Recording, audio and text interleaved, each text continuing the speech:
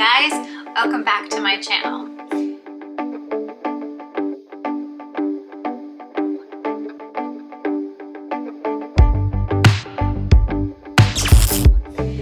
And welcome to the first video after Taylor Swift released Taylor's version. How's everybody doing after she did that to us? She did that for us. It's been a week. Well, by the time you'll see this video, it will have been a week. When I'm filming this, it's still raw. The nerves are still raw. The reliving of all of the moments are still fresh. It's a lot. She really came out swinging. She dropped that 10-minute version of All Too Well, and if you guys have been here for a while and you've watched all my videos, you know that All Too Well is basically a dagger to my heart over and over and over again in the best way possible. It's really just like the best kind of pain. And then she released the short film, and then, you know, we got that music video a couple days later, and I feel like there's more coming. It's Taylor Swift, so there's always more coming, and I'm pretty sure that 1989 is going to be the next album she releases. But can we talk about the fact that, again, when I'm filming this, it hasn't been a week yet, but originally, the original release date, according to all of the social medias and my calendars, was supposed to be November 19th. She released it a whole week early.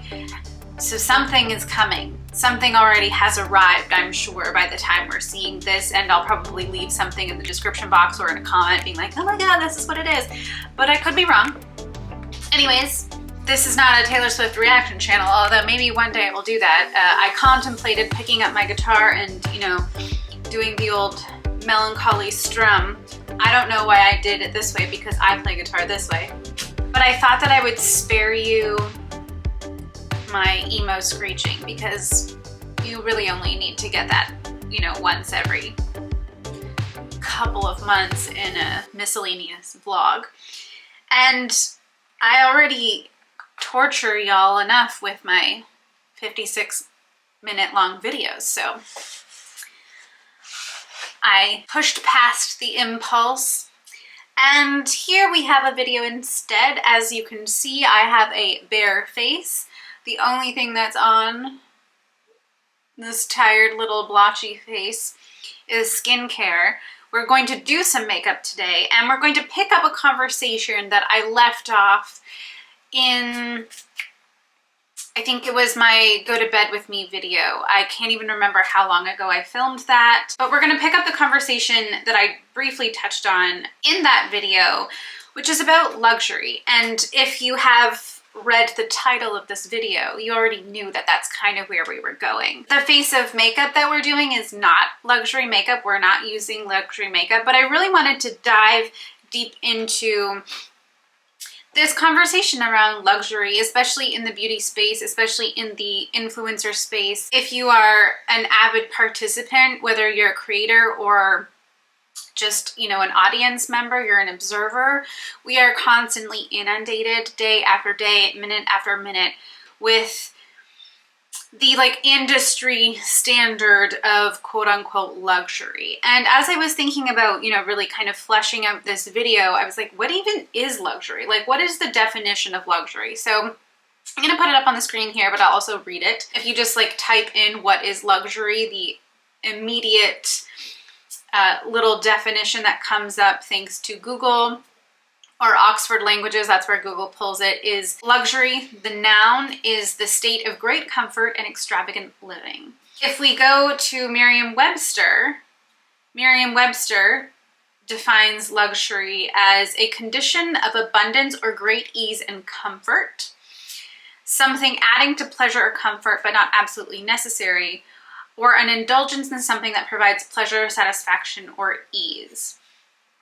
Which is, I think, what I would like to kind of, that very like basic, minus the extravagant living, I would like to get us to get back to this kind of like baseline definition of luxury, because the way that it has been spun over decades and decades and centuries is this idea of like living in the lap of luxury. All that that mindset does, and all of that kind of like state of being and that ideal state of being does is create a larger and larger divide over time between the haves and the have-nots, which you can argue is kind of the intention. You know, not everyone can have luxury, not everyone can afford luxury. That's what makes luxury luxury. Specifically by like the industry and market standards, which would be more like luxury goods. And I'll read you the first thing that comes up based on like Wikipedia for luxury goods, and I'll put it up on the screen here too.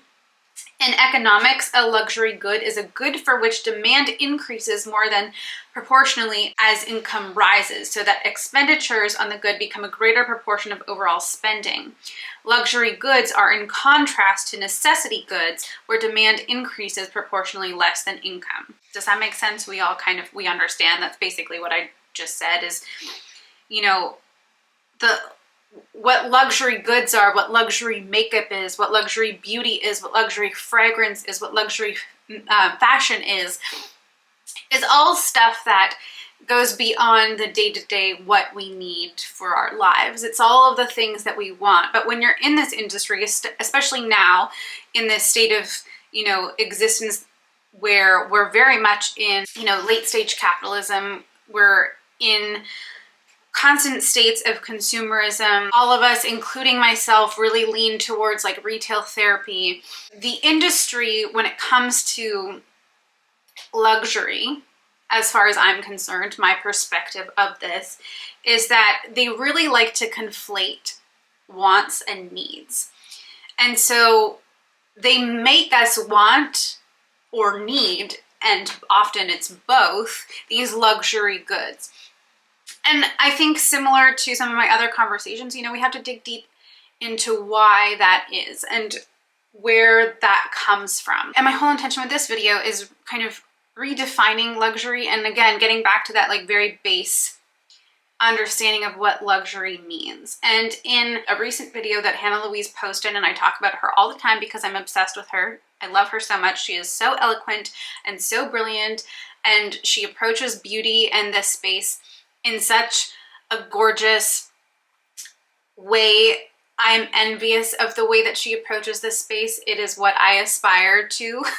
I would love to give people a similar relationship to beauty and makeup and skincare and all of this stuff the way that she does. But in one of her recent videos, it was kind of towards the end of her video, and she was giving a very in-depth review of a Pat McGrath palette. And, you know, she came to the question that everybody asks and everybody wants to know when they go towards one of those videos is, well, is it worth it? And she goes, I can't really answer that for you because worth is relative. And I was like, oh my God, I wrote it on a sticky note. So I was like, that's exactly it. Worth is relative. And in that same vein, I also think that luxury is relative. Because, you know, someone like me, my version of luxury is not indulging in the Pradas and the Tom Fords and the Chanels and the Gucci's and, you know, all of these high-end designer brand names of the world. That's not how I want to experience luxury. That's not how I seek out luxury. I've never been driven to reach that kind of like space, I guess. I have never been a status-driven person per se. And all of those names at this point in time are status symbols. And again, by the like market or industry standard and definition of luxury, luxury becomes in and of itself a status symbol. If you are living in luxury, you know, you are exhibiting a certain amount of wealth, but I think wealth is also relative. It's not always just about having the biggest bank account. Luxury, similarly, is not always about owning the latest Prada boots or the latest Tom Ford palette or the latest Pat McGrath palette or having the latest Louboutin shoes or whatever. Luxury for me is more along the lines of Hygge, how do you pronounce it? The like Danish word, I'll put it up here, ugh, butchering it.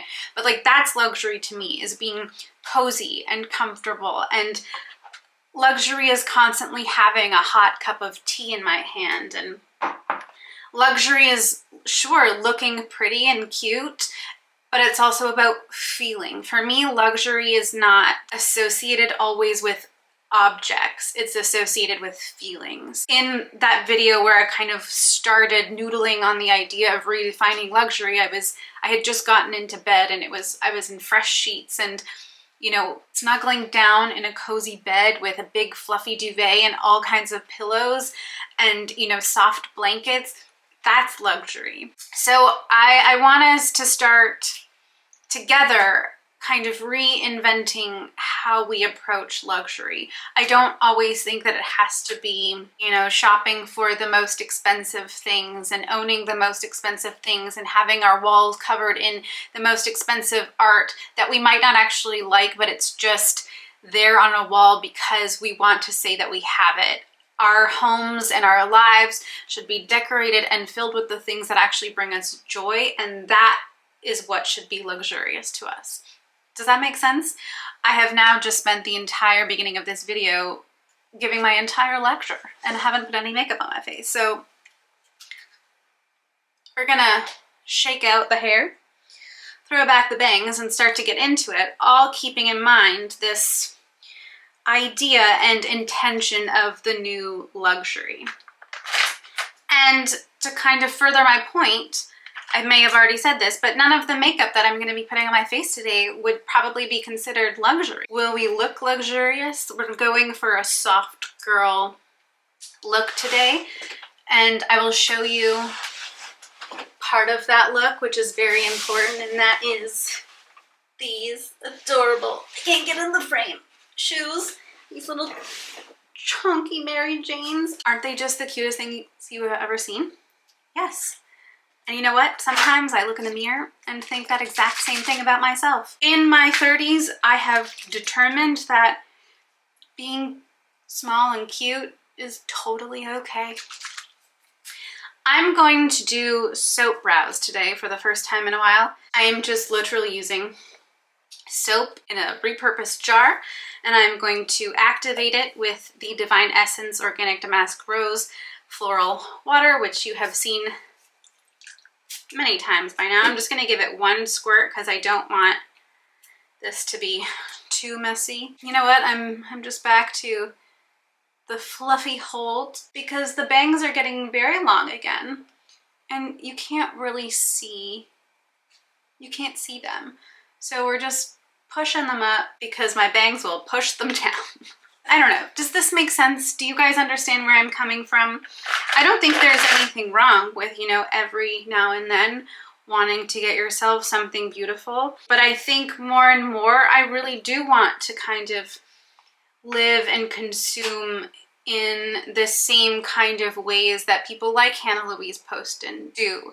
And that is in the vein of loving beautiful things, but not consuming too much, not buying everything, buying only the things that we truly love and we truly want, and tempering the, you know, impulse shopping monster.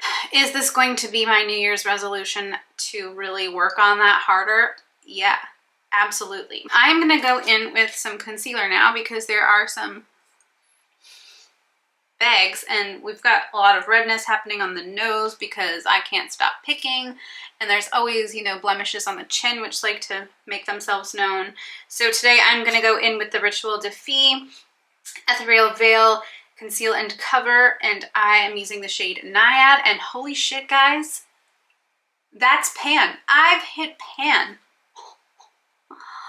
Well, I mean, I've used up a couple concealers in the past few years, but like, again, finishing a product sometimes just feels like you have accomplished something. So round of applause, snaps for me. Good job, Alanna. Especially because I held off for so long on buying this very specific product, but I really like it. And this shade Naiad is still a pretty good color match for me. So well done, me, all around. Samantha Ravindall also mentioned something, and I'm going to paraphrase her. I did not write what she said down because I was only sort of like half watching. And this was in her video about the Auric holiday release, which, oh my god, speaking of the impulse shopping monster, I want those 2 new shades of her eye colors. I can't remember what the product name is, but she came out with this beautiful like olivey green color and this beautiful cranberry red, and oh my god, Sam knows what the people want.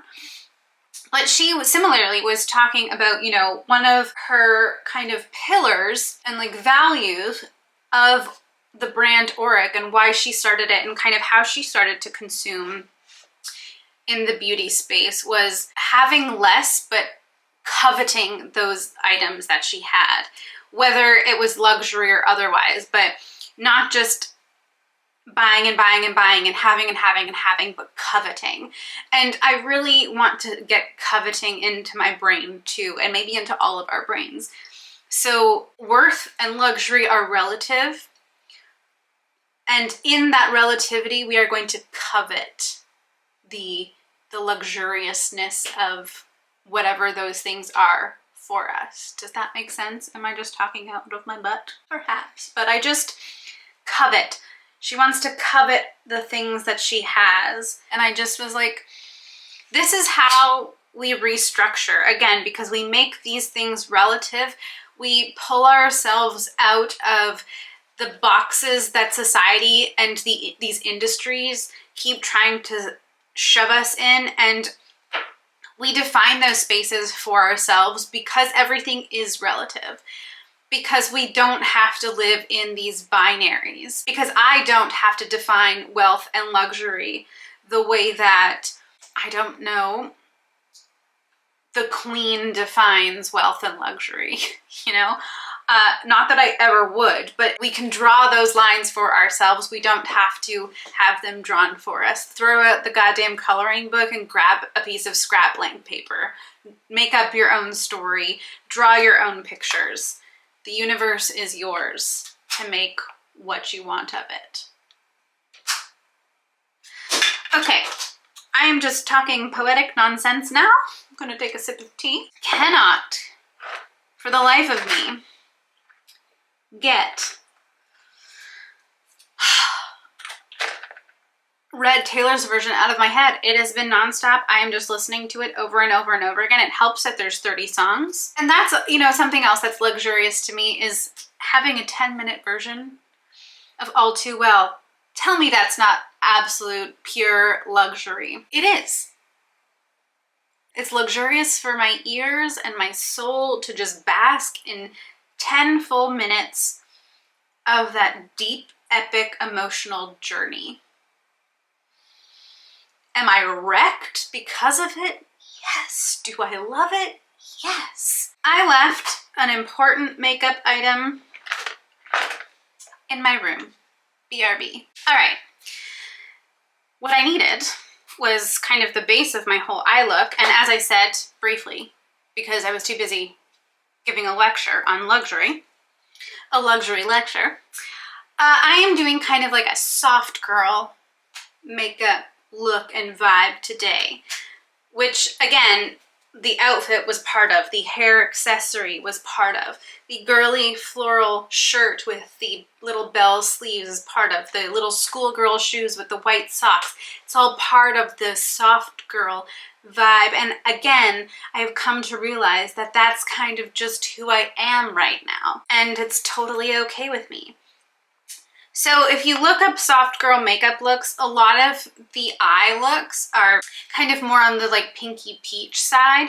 I'm gonna take it into the brown tones because I don't feel like putting pinks and peaches on my eyes.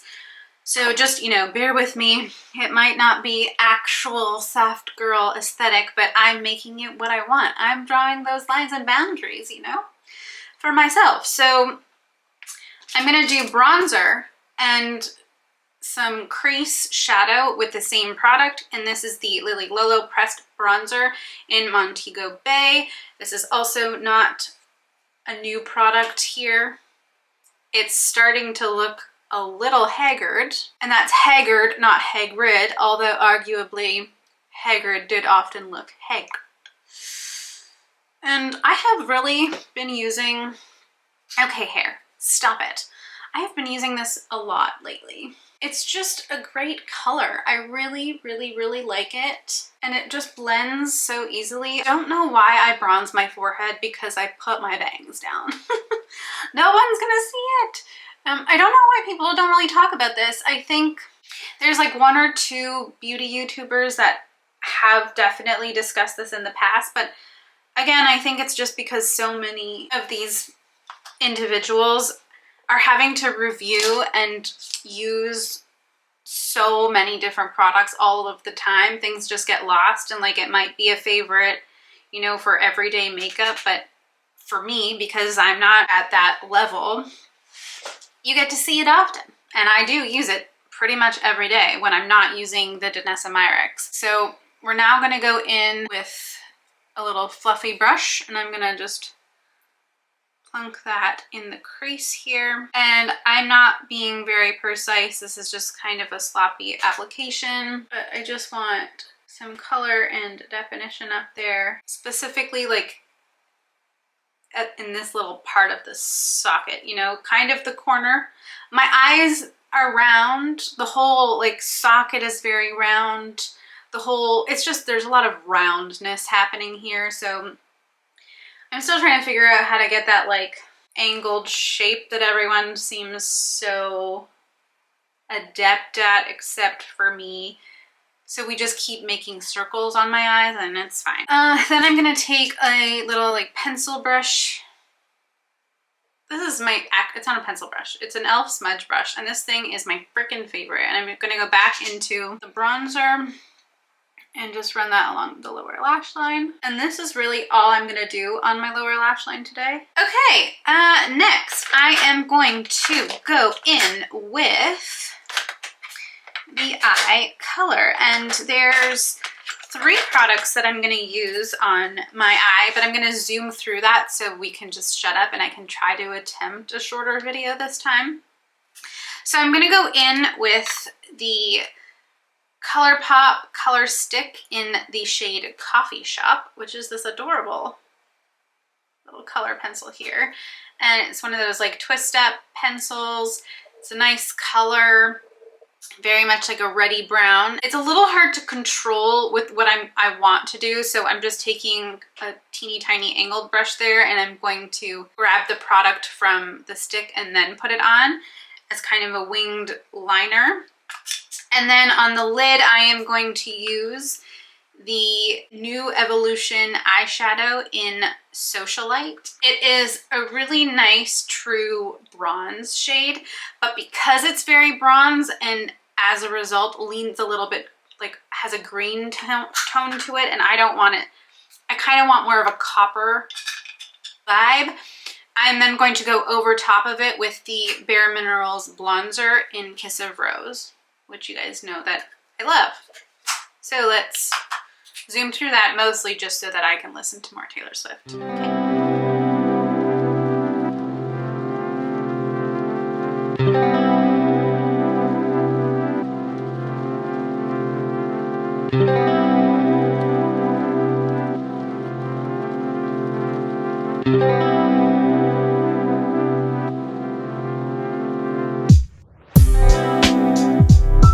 Okay, so the general eye is done. It is pretty soft, and it might look, I don't know how it looks to you. To me, it looks pretty soft. Did I get my eyeliners even? No. And this ColourPop color stick, the formula is a little weird. We'll definitely continue to use it, but it's like pretty waxy. And so if you do use it with a brush, it will like really gum up your brush. I don't know if you can, it's just like the brush has completely become deformed. So we'll need a really good wash after this. Just something to keep in mind if you ever want to pick something like that up, or if you have this, you may already know that about it, or maybe unlike me, you don't use a brush at all and you just apply it directly to the eye. And I did go in directly, obviously, with the stick a couple of times, just kind of bouncing it along the lash line to get a little bit more shadow. in that area. Now I'm going to go in with mascara, and today I am only going to do the top lashes. I want very dark, dramatic, fluffy, fluttery top lashes, but I want very little happening on the lower lash. So as per usual, I have not opened another mascara. I have another one in my collection, like in my drawers, and I have another one on its way to me, but I am very proud of myself and I have not opened it. So I am still using the Ilia Limitless Lash combined with the CoverGirl Lash Blast Clean. So once again, we're going to zoom through. I'm going to do my mascara, and then we're going to come back and finish off this little soft girl look and have some finishing final thoughts on luxury and coveting what is luxurious and what represents wealth to us.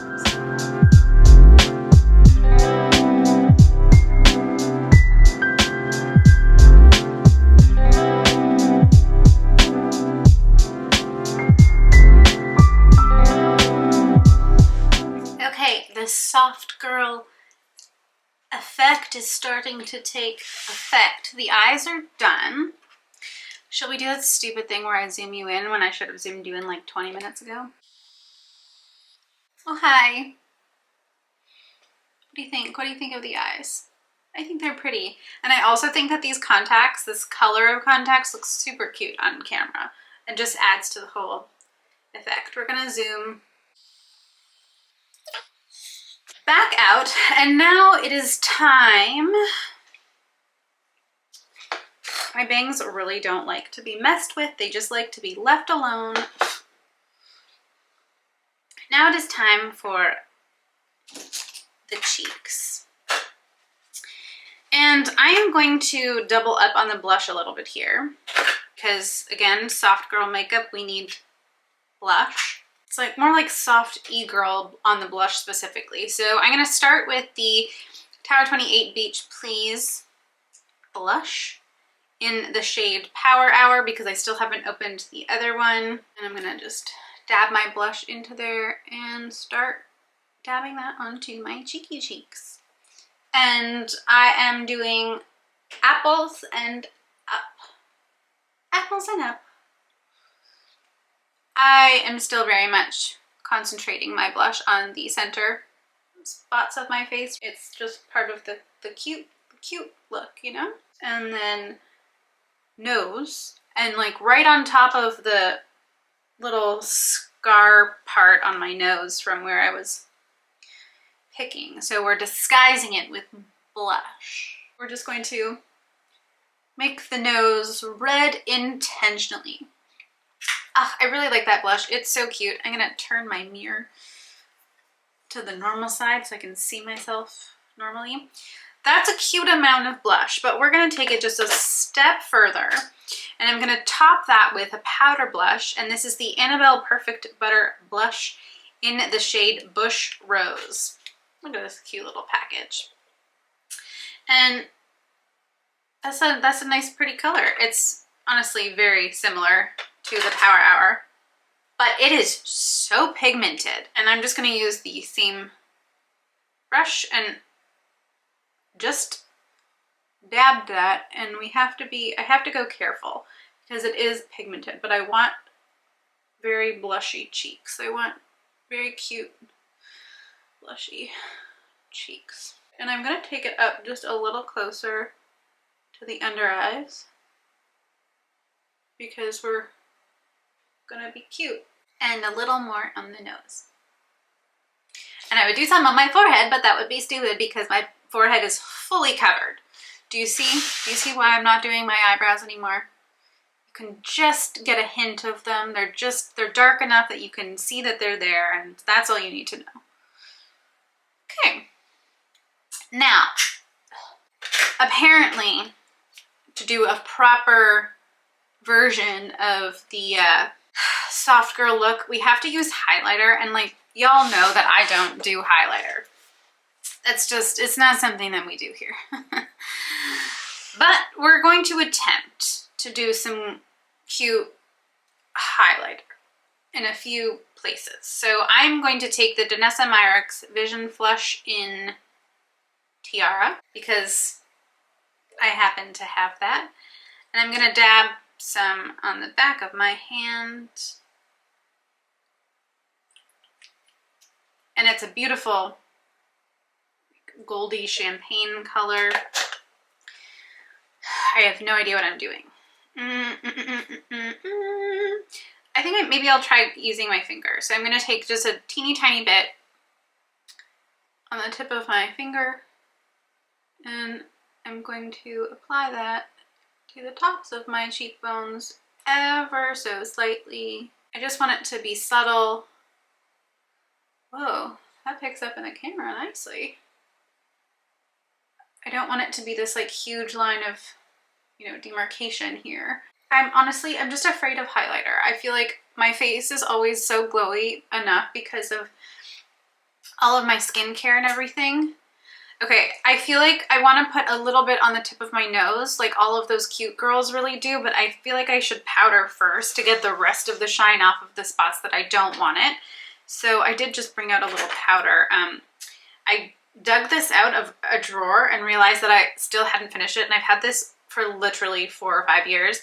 It is the Ilia Fade Into You Soft Focus Finishing Powder. Do they still make this? Like, this is old, and I'm not a powder girl very much, but we're gonna use some of that today. A little fluffy brush. At this point, I'm really just trying to get rid of it. So I'm just going to now kind of get rid of the shine in the places that I don't want it. And then, okay,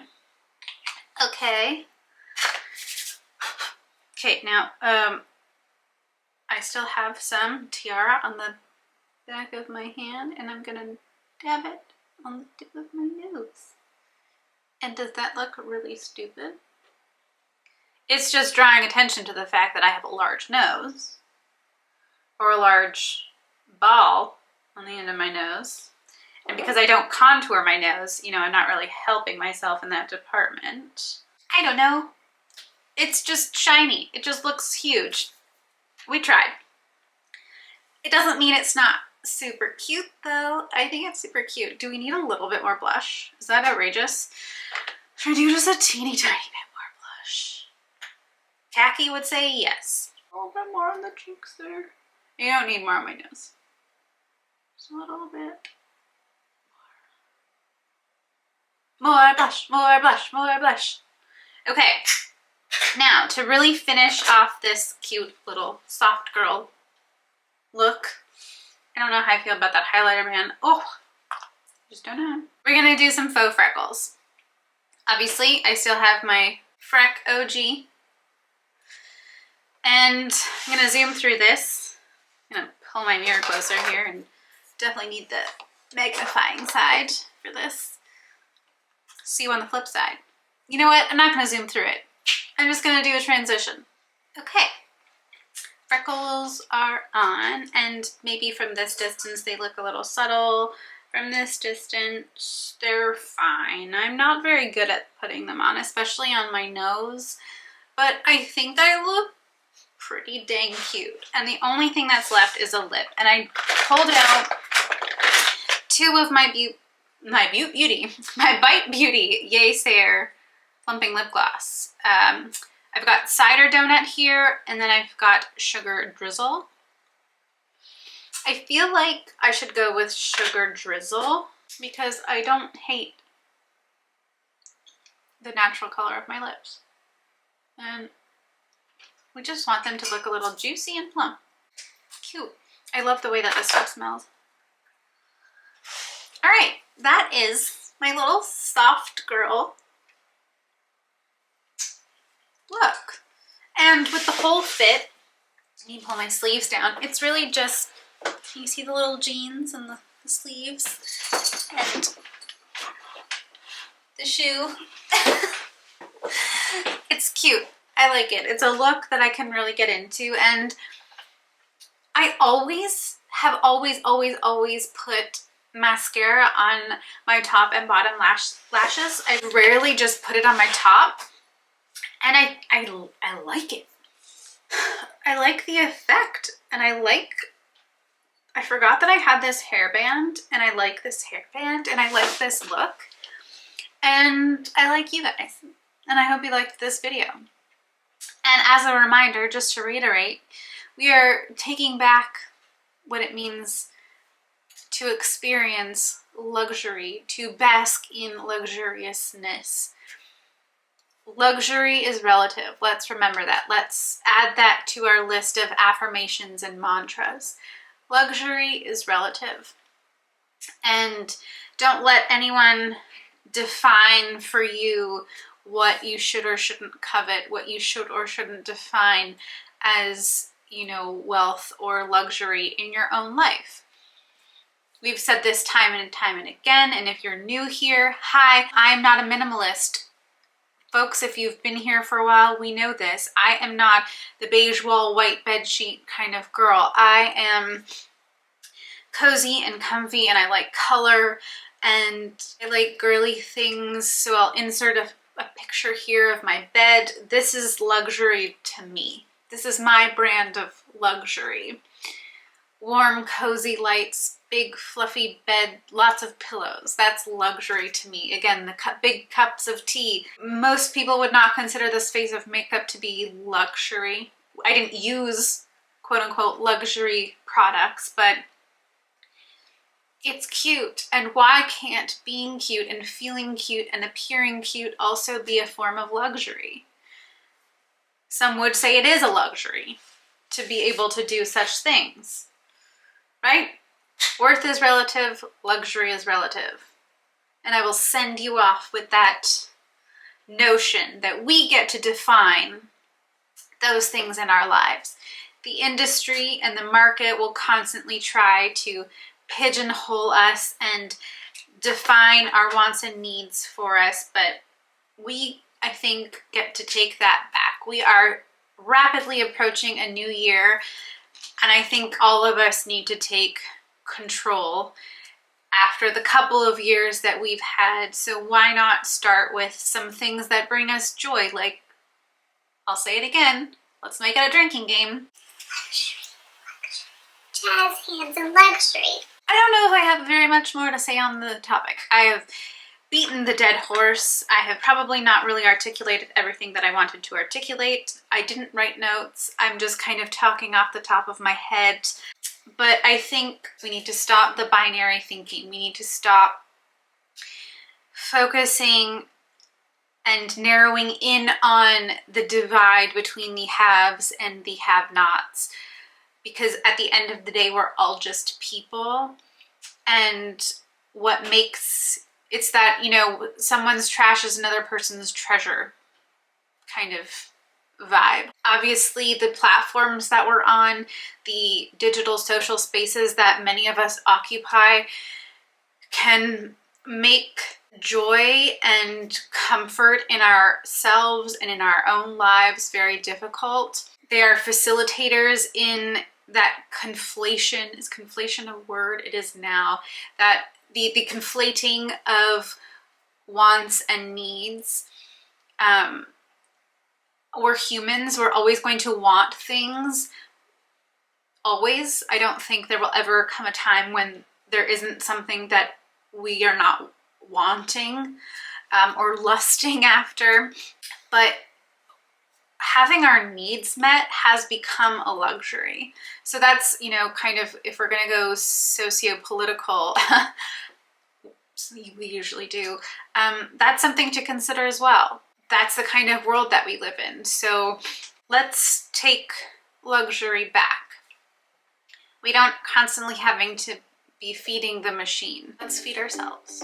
And on that note, I am going to sign off and go luxuriate in front of the mirror with this adorable look and my cup of tea and just more Taylor Swift.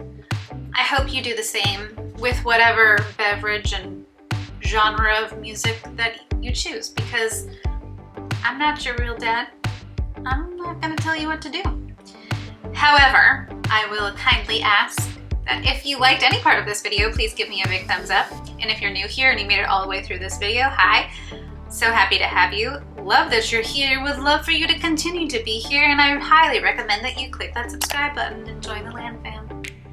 Alright guys, thank you so much for tuning in and watching this video, and I will see you in the next one. And the next one is going to be another Sims video because we have an alphabet legacy challenge to move forward.